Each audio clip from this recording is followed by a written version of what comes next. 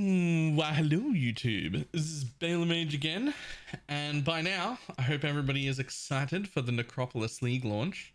However, patch notes are long, patch notes videos are long, and everybody everywhere always wants to give you all of the information all of the time. So I'm going to take a little bit of a different approach this time. You've already seen patch notes videos or read the patch notes yourself, or if you haven't, it's because they're too long and you can't be bothered. So what I've done is I've pulled what I perceive to be the important things to character balance change, skill balance changes, those sort of things that might matter on a league launch. And I'm just going to give you the real broad strokes of this is buffed, this is nerfed, this is still okay after the change, or it's not okay after the change, of the notes in here that I think are important. This will not be about Necropolis League itself, but rather about the patch notes associated with. So we're going to rapid fire them so that we can get through the video in a pretty timely manner. If something in this list is interesting to you and relevant to your gameplay, you're going to have to jump on into the patch notes yourself and look for that specific change, because now you'll know it exists. I have no idea if people are going to like this more than the other ways of doing it. So if you like it or hate it, whatever, let me know in the comments. So let's get started. I took notes. Assuming you've seen nothing. Important things that are happening. 1. Sextants are gone. Everything is scarabs now. There are way more scarabs. The scarabs are way more varied, and you can stack different types of scarabs for a particular mechanic. So there still looks like there's a lot of choices, and there's a lot of customization that we'll be able to do, but it is all in the scarabs. There are no more sextants. There is also way more chance to spawn nodes on our passive tree to make up for it, so we will be able to guarantee things spawning on the tree way better than we could before. But no sextants, no sextant rolling, none of that maintenance and uptime and all of that stuff. Love it. Scarabs are way cooler than before. Going to be absolutely fantastic. I'm pointing this one out because it's a personal favorite for me, but the Wraithlord helmet, which was a SRS helmet, a minion helmet for specters, changed. It is now a tier 17 drop. Spoiler, there are 5 tier 17 maps that you'll be able to get. We'll get to that in a minute. However, one of those tier 7s will drop the Wraithlord helmet, which has changed to now give basically +4 to maximum specter count and +2 to all minions. Probably going to come from the Uber Katarina in the tier 17 map. That's what I think. So that's pretty interesting. It's almost certainly going to be my second build. +4 max specters. Amazing. Moving on. Another unique item that's new. The Tides of Time. Basically, either a budget Mageblood or a pocket Pathfinder. It comes from Uber's Shaper, which in my opinion is one of the easiest Ubers to do. It looks amazing. It has 25% increased flask effect. I don't know if that rolls. And it looks like it has charges to mana flasks, charges to life flasks, and charges to utility flasks per seconds, or per 3 seconds. And it looks like it rolls up to 3. We don't know that for sure. We don't know the roll range, but it looks like it should be able to roll 3 per 3 seconds. That's my guess, which means for a belt, it's a Pathfinder in a belt or a budget Mageblood, depending on what way you want to look at it. Looks like a very interesting belt. That's just what we needed. More belts. Fantastic. Another new unique that I think will be relevant, a Ravenous Passion Zealot helmet.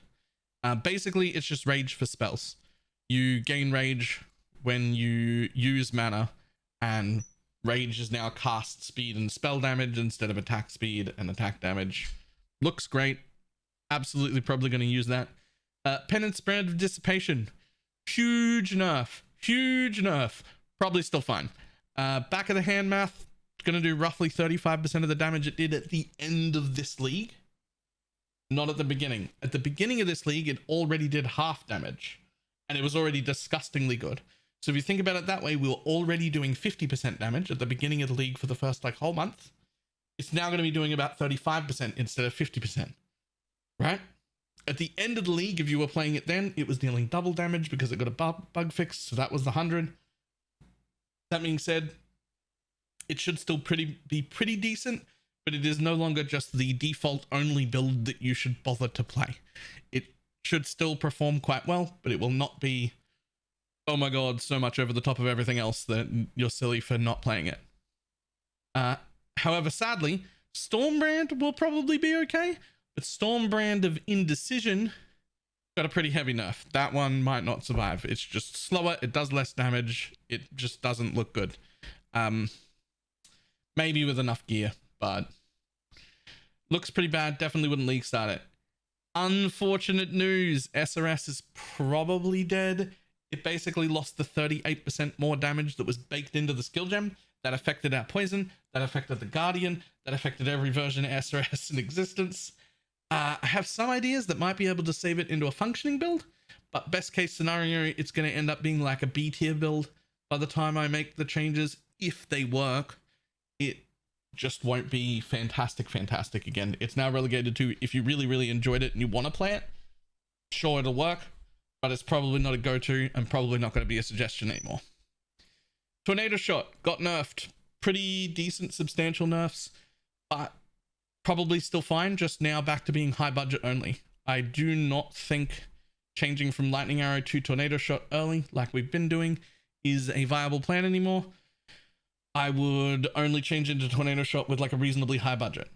There were two reasons for this: the Tornado Shot nerf and the Sniper's Mark nerf happening together. The Sniper's Mark nerf affects Tornado Shot a lot more than it affects Lightning Arrow. The nerf is pretty appropriate to Sniper's Mark. Everything's just a little bit weaker. To be honest, Sniper's Mark's been outperforming absolutely everything. So every other mark in existence for quite a while. It was already way too strong. The nerf seems appropriate. I'm probably still going to use Sniper Mark, but it does mean that Assassin's Mark is now also a usable option. A valid usable option.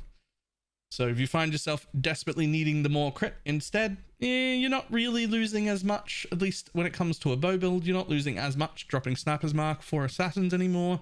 They're now a lot closer to each other. I still suspect Sniper's going to be a little bit better in most cases. Alright, the Blood Notch and Immutable Force tech with the jewels. If you were using that, it is dead now. That tech is dead. Those jewels are worthless to me. Get rid of them. The Mastery that we used to use that made it so that your stun threshold was based on 60% of your energy shield now adds 50% of your energy shield value to your stun threshold. Rather than replace it, gone. Not using that anymore. Relikesh boots got nerfed. Not in a way that really matters. They just removed the 30% movement speed from them. Most builds using that were just leaping around or whirling's bladesing around, or were just bossing builds anyway that just entered portals, flame dash once and then one shot a boss and then leave. So there'll be some builds that are affected by losing the movement speed, but that's all it is. They just took away the movement speed. That's the whole thing. Blood Arrow, Mirror Arrow buffed, but not the one that was already used. The one that was already used was of Bombardment.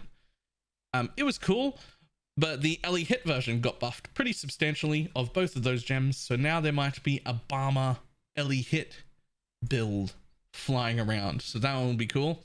Explosive Trap of Shrapnel got nerfed and buffed at the same time. It got a bunch of damage buffs, damage effectiveness buffs, and then area nerfs and small area nerf scalings, and there's some overlapping problems and all sorts of stuff.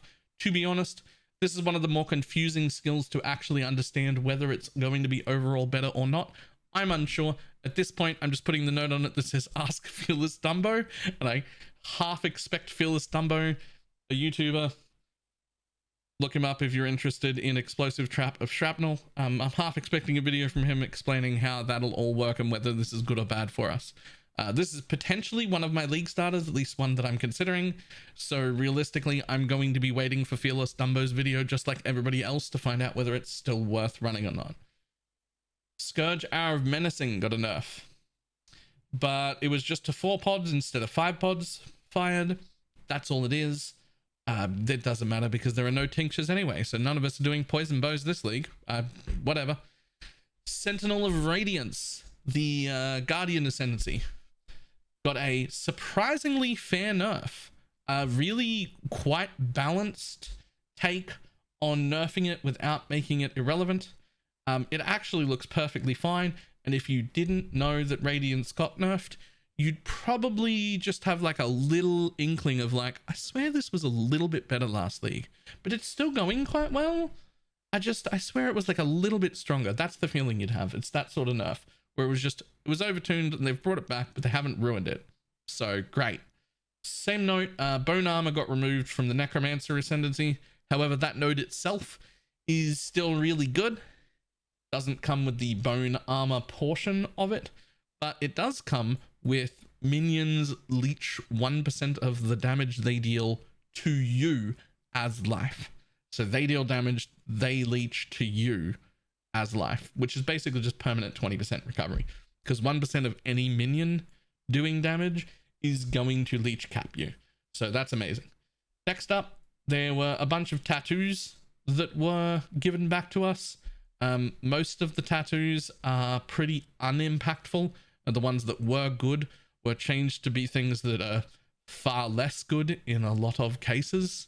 So look through that list yourself if you care to. However, the one that I found the most relevant is the projectile speed tattoo is back. So that might make Spark actually really, really good again. So that could be cool. New support gem for wands called Sacred Wisp support. It fills the same role as Mirage Archer does for bows. It's that extra thing that wands were missing. It does function a little differently. TLDR, you have 2 wisps around you. When you attack, they also sometimes attack. And if you attack a unique, they always attack. Looks cool. Covers the screen in more projectiles. That's just what we always wanted. Absolutely fantastic looking support. We don't have the specific numbers, but I'm very interested in it. I definitely want to try it. We'll definitely be making a 1 build of some kind this league. Rare monster Inus Bonum item mechanics removed. So some of the conversion mob style rewards from rares got taken away. Some of the bonus things. The ones that gave huge chunks of bonus XP, gone. One that gave huge chunks of gem XP, gone. One that did all the gem conversion, gone. One that did all the white sockets, gone. And one that did the scarab explosions, also gone. Most people are going to be the most sad about the scarab explosion going, but there's tons of scarab support throughout the entire game, everywhere. So scarabs have changed now. Everything about them has changed. There's so many more. It's not the same as it used to be. So this should be fine and is probably appropriate. Cycling damage reduction, massively nerfed. It's now just resistances. TLDR, you will notice yourself killing that mob slower, but it won't be like you're sitting around waiting for your window to do damage. It'll now be, if you're killing everywhere in 2 seconds, it might take you 3 or 4 seconds to kill this one. You will notice it's tankier, but you will still just be able to kill it. Don't worry about it. Way better than before. And last, and most upsettingly, the reduced mana cost flask suffix craft, the unveil, and also the reduced mana cost jewel suffix have been removed. GGG hates mana. They want us to struggle with mana. That's the only takeaway I've got from that. So that's my list of important things that happened during this set of patch notes. This hasn't touched on the Necropolis League at all, but that's my takeaway of things that are important. I hope everybody enjoyed it. Please let me know whether you like this little TLDR thing and whether I should do this again next patch, or whether you prefer just having everything all read out to you in detail, because we don't mind doing that sort of thing too. Thank you very much, and I will see everybody next time. Goodbye.